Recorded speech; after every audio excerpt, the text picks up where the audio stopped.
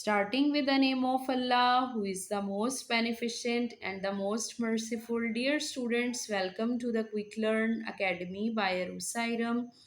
From today's lecture, I am gonna start the physics class 10th, its lecture series. Dear students, in today's lecture, we will cover the very first chapter, which is the chapter number 10, simple harmonic motion and waves, and its very first topic, which is about the simple harmonic motion. So dear students, let's get started. Dear students, आज के इस lecture में हम cover करेंगे simple harmonic motion को। इसको completely जो है डिस्कस करेंगे, इसके इम्पोर्टेंट पैरामीटर्स को, कंडीशंस को, एक्सप्लेनेशन को, मैथ स्प्रिंग सिस्टम और इसके साथ साथ बॉल एंड बाउल सिस्टम को भी डिस्कस करेंगे। So let's get started. Dear students, before starting our main topic, every student must know कि what is vibration. Dear students, हमने बार बार इस चैप्टर में वाइब्रेशन वर्ड के बारे में जो है पढ़ना है कि वाइब्रेशन क्या होती है। तो डियर स्टूडेंट्स, इसको बार बार हम जब रिपीटेडली बोलेंगे तो हमें पता होना चाहिए कि what is the vibration. Dear students, किसी भी बॉडी को हम कहते हैं कि वाइब्रेट कर रही है, it means that it is moving to and fro और back and forth. So dear students, इसकी बेस्ट एग्जाम्पल क्या है? Motion of simple pendulum and the motion of swing. Now I am reading its whole definition as a body is said to be vibrating if it moves back and forth or to and fro about a point. For example, the motion of simple pendulum and the motion of swing. Dear students, now we will discuss about what is simple harmonic motion. Dear students, simple harmonic motion क्या होती है?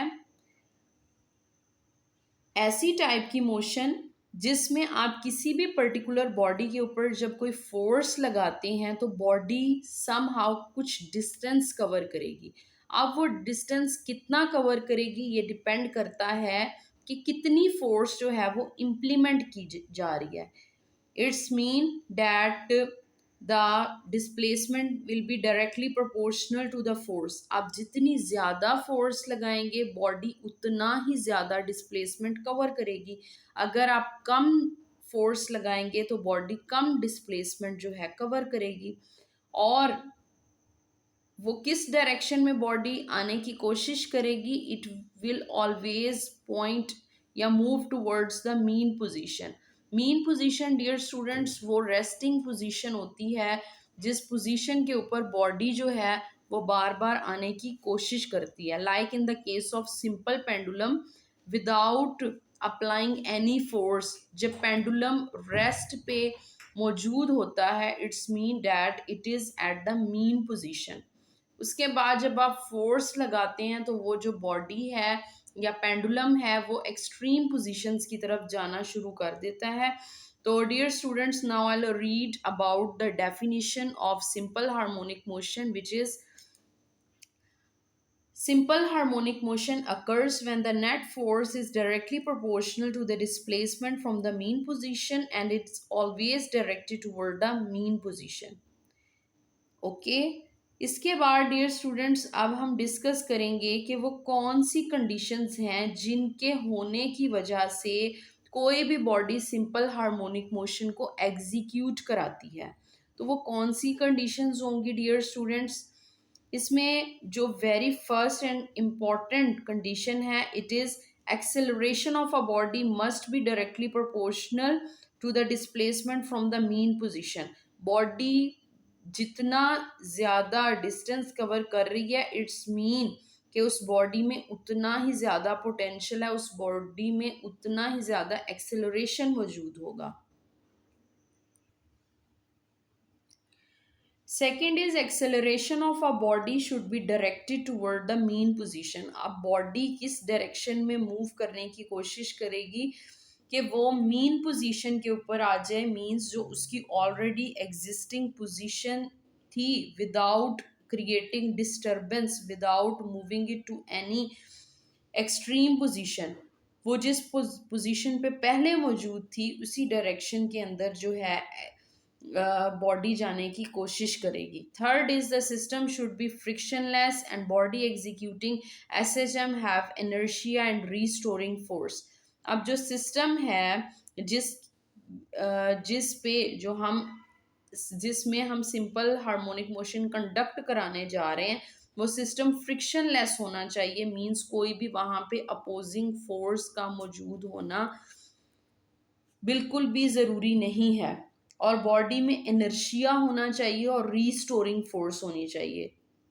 Dear students, अब inertia क्या होता है हमने already class 9th में पढ़ लिया है कि inertia is the property of the body due to which the body comes back to its previous position और इनिशियल पोजीशन। हम कहते हैं कि इस बॉडी में इनर्शिया है। मीन्स अगर कोई बॉडी रेस्ट पे है तो वो रेस्ट पे ही रहने की कोशिश करेगी। अगर कोई बॉडी मूव कराना चाहती है तो वो मूव कर रही है तो वो चाहेगी कि वो मूव ही करती जाए unless you don't apply any other force. इसके अलावा बॉडी में रीस्टोरिंग फोर्स होनी चाहिए। रीस्टोरिंग फोर्स मीन्स ऐसी फोर्स जो बॉडी को वापस अपनी पहले वाली पोजीशन पे लाने की कोशिश करती है, उसे कहते हैं restoring force. Dear students, now we will discuss about the motion of the mass attached to the spring. ये एक वेरी फर्स्ट एग्जाम्पल है जो कि आपकी बुक के ऊपर मेंशन है कि ये एक ऐसा सिस्टम है जिसमें आप एक मैस को जब स्प्रिंग के साथ अटैच करा देते हैं तो ये जो मैस है जब आप इसके ऊपर कोई फोर्स इम्प्लीमेंट करेंगे तो ये टू एंड फ्रो मूव कराना स्टार्ट कर देगा।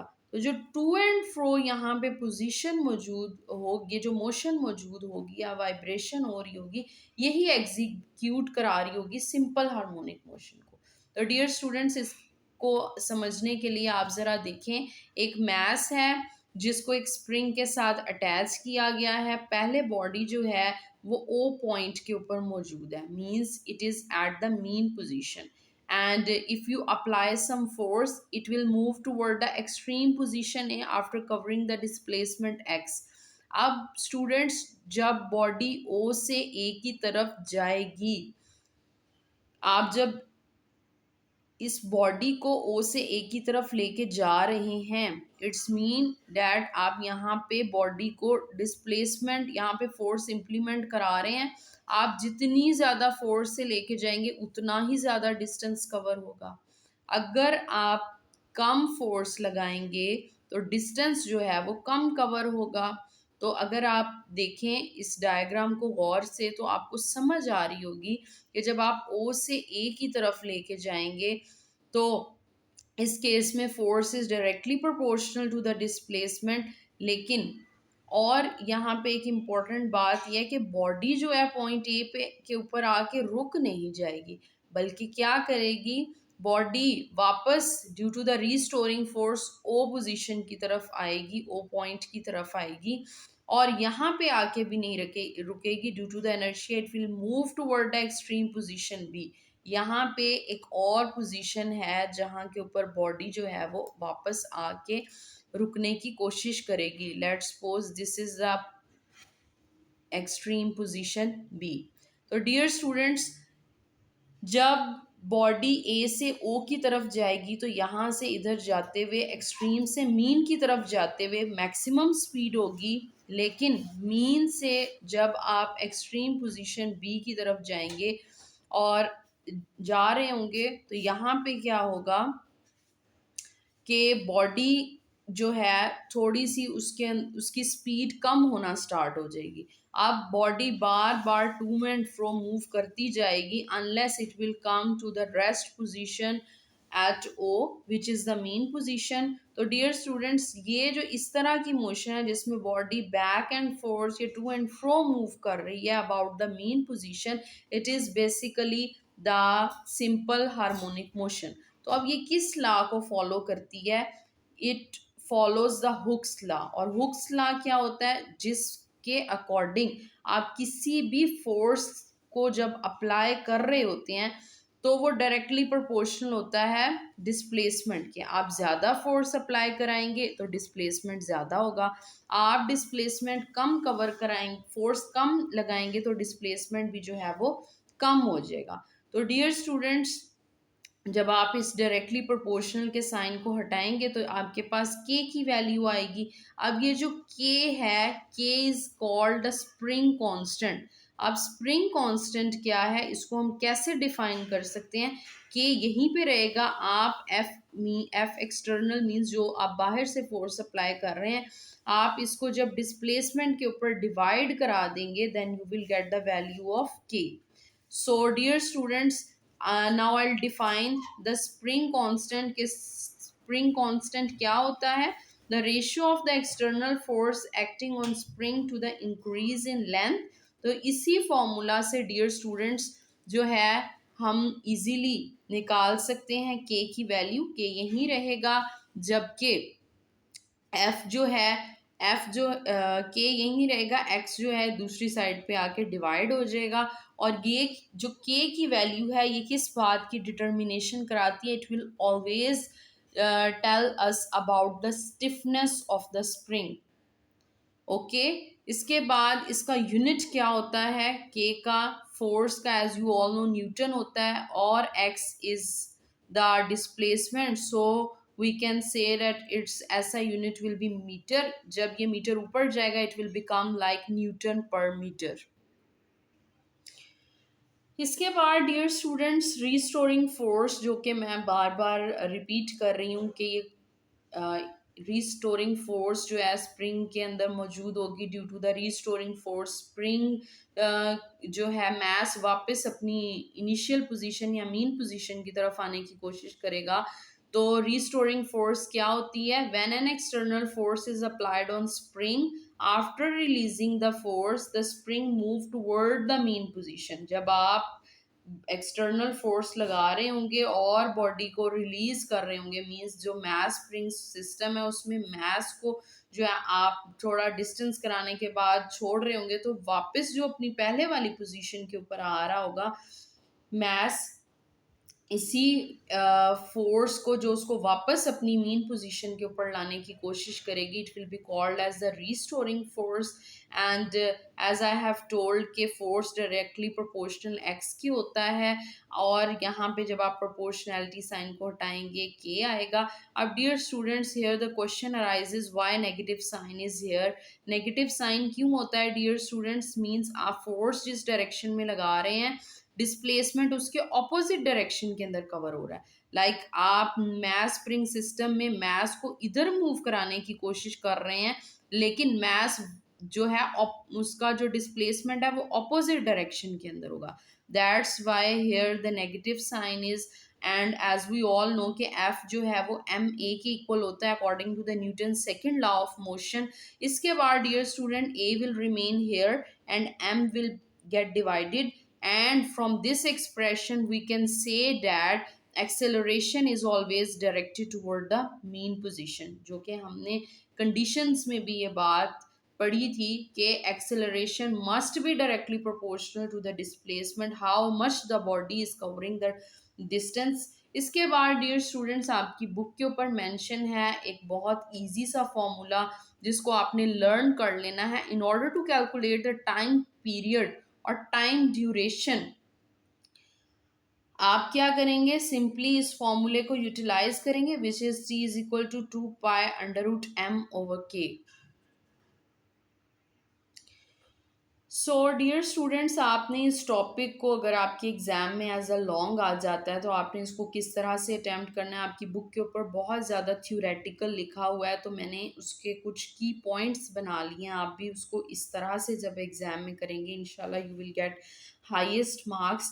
आप सबसे पहले वाइब्रेशन की डेफिनेशन लिखें, एग्जाम्पल लिखें, उसके बाद सिंपल हार्मोनिक मोशन जो है उसकी मेन डेफिनेशन को लिखें। वो कौन सी कंडीशंस हैं जिनको फॉलो करते हुए कोई भी बॉडी सिंपल हार्मोनिक मोशन को एग्जीक्यूट कराती है। आपने डियर स्टूडेंट्स इन कंडीशंस को भी लिख लेना है।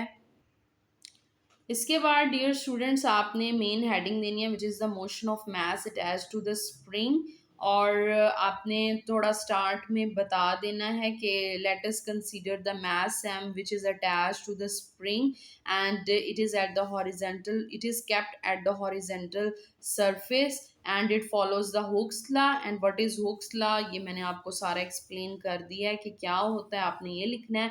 उसके बाद ये जो k आ रहा है, k को हम कैसे डिफाइन करेंगे, k is basically the spring constant, फिर आप इसका यूनिट राइट करेंगे। उसके बाद डियर स्टूडेंट्स आपने रीस्टोरिंग फोर्स की डेफिनेशन को लिखना है और लास्ट में लिख देना है in order to calculate the time duration और time period we can use the formula which is T is equal to 2 pi under root m/k। तो डियर स्टूडेंट्स ये आपका कंप्लीट टॉपिक है, आप इसको इस तरह टू द पॉइंट लिखें, विदाउट एनी मिस्टेक लिखें, इंशाल्लाह you will get highest marks. Dear students अगर आपको motion of the mass attach to the spring की समझ आ गई हो then you can easily inshallah you will easily learn this topic as well, which is the mass which is the ball and the bowl system। ये एक ऐसा system है जिसमें आपने एक बाउल लेना है, उसके अंदर एक बॉल को प्लेस कर देना है।